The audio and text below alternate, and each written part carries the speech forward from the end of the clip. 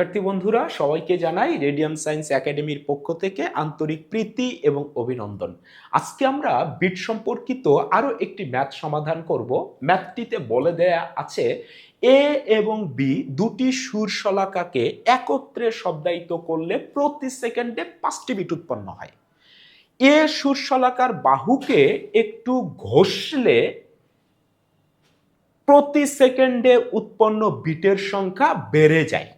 B সুরশলাকার কম্পাঙ্ক 256 hertz হলে এ সুরশলাকার কম্পাঙ্ক কত নির্ণয় করো। অর্থাৎ বলে দেয়া আছে এ এবং বি দুটি সুরশলাকা, এদেরকে একত্রে শব্দায়িত করলে প্রতি সেকেন্ডে 5টি বিট তৈরি হয়, এন এর মান দেয়া আছে। তারপরে বলেছে এ সুরশলাকার বাহুকে ঘষলে প্রতি সেকেন্ডে উৎপন্ন বিটের সংখ্যা বেড়ে যায়।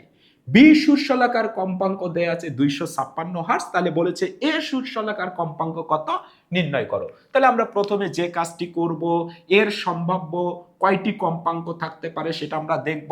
আমরা জানি অজানা কম্পাঙ্ক is equal to f1 is equal to জানা কম্পাঙ্ক f2 প্লাস মাইনাস n। তাহলে আমরা লিখতে পারি অজানা কম্পাঙ্ক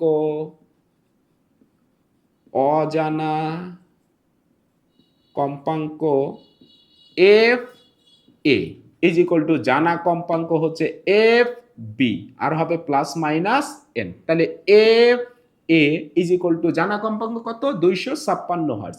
তাহলে 256 প্লাস মাইনাস এন এর মান হচ্ছে 5, প্রতি সেকেন্ডে 5টি বিট তৈরি হয়েছে। তাহলে F A is equal to যদি আমরা যোগ নিয়ে করি তাহলে এটি হবে 261 হার্জ। আর যদি মাইনাস নিয়ে ম্যাথ করি তাহলে অথবা আর একটা মান পাবো 251 হার্জ। তাহলে এর সুরশলাকার আমরা দুইটা সম্ভাব্য কম্পাঙ্ক পেয়েছি, হয় উত্তর হবে 261 হার্জ এ এর, নতুবা এ এর কম্পাঙ্ক হবে 261 হার্জ অথবা 251 হার্জ। এখন কোনটি উত্তর হবে এটি বোঝার জন্য আমাদের এই রকম ইনফরমেশন দেয়া থাকবে। কি করা হয়েছে, এই এর সুরশলাকার বাহুকে ঘষে দেয়া হয়েছে। বলতো যদি আমরা ঘষি তাহলে ঘষলে কত কি ঘটনা ঘটবে বলতো? ঘষলে এটা কি ভারী হবে না হালকা হবে? এটা হালকা হবে। ওকে, বলতো হালকা হলে কম্পাঙ্ক বাড়বে নাকি কম্পাঙ্ক কমবে? বলতো কম্পাঙ্ক বাড়বে, তাহলে কম্পাঙ্ক বাড়বে। একটু লিখে রাখতেছি, কম্পাঙ্ক বাড়বে। আর বলে দেয়া আছে বিট সংখ্যা বাড়ে। বলতো বিট সংখ্যা বাড়া মানে কি? কম্পাঙ্ক দুটোর পার্থক্যের মান বাড়বে। তাহলে কম্পাঙ্ক এর পার্থক্য বাড়বে। ওকে, কম্পাঙ্ক দুটোর পার্থক্য বাড়া মানে প্রতি সেকেন্ডে উৎপন্ন বিটের সংখ্যা বাড়বে। এবারে কোনটি উত্তর হবে, 261 হার্জ হবে না 251 হার্জ হবে? এটা আইডেন্টিফাই করার জন্য আমি বলেছিলাম জানা আছে কত, জানা দেয়া আছে কত কম্পাঙ্ক 256 হার্জ। তাহলে আমরা লিখে নেই 256 হার্জ, 256 হার্জ। এবারে হয় এটি উত্তর হবে নাহলে এটি হবে। তাহলে 261 হবে উত্তর, নতুবা 251 হবে।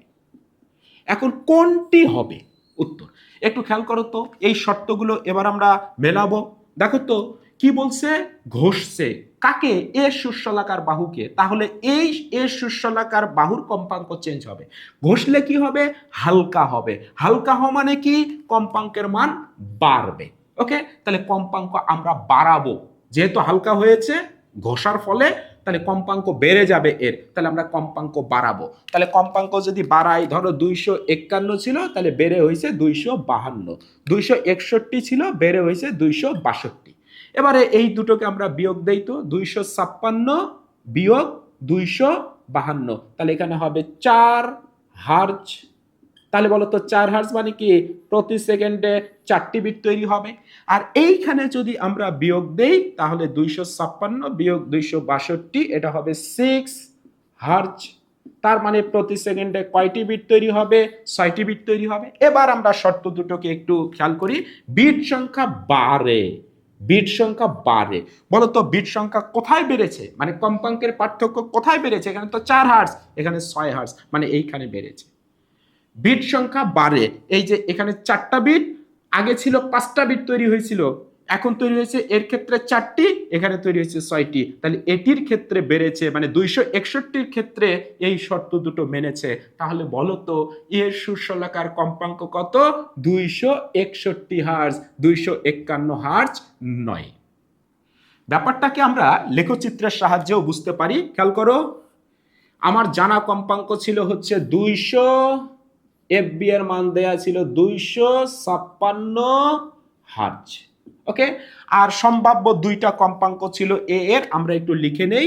সম্ভাব্য কম্পাঙ্ক হচ্ছে এফ এর হচ্ছে 261 হার্জ, অথবা হবে হচ্ছে এফ এর মান হবে 251 হার্জ। দেখো তো এটার মধ্যে পার্থক্য 5, এটার মধ্যেও পার্থক্য 5, তার মানে প্রতি সেকেন্ডে 5টি বিট তৈরি হয়েছিল। কিন্তু কি বলেছে, কোথায় কাজ করা হয়েছে? এর সুরশলাকার বাহুতে। তাহলে কার কম্পাঙ্ক চেঞ্জ হবে? এর চেঞ্জ হবে। কি করা হয়েছে? ঘষা হয়েছে। ঘষলে কি হবে? হালকা হবে। বলো তো হালকা হলে কি নিচে নামবে না উপরে উঠবে? উপরে উঠবে, মানে কম্পাঙ্ক বাড়বে। তাহলে কম্পাঙ্ক বাড়াই, ধরে নেই কম্পাঙ্ক বেড়ে হয়েছে 262, এটারও কম্পাঙ্ক বাড়াই, তাহলে 251 থেকে বেড়ে ধরো হয়েছে 252। এবার বলো তো এইটার কম্পাঙ্কের পার্থক্য কত? 256, 262 কত? 6। আর এটার পার্থক্য কত?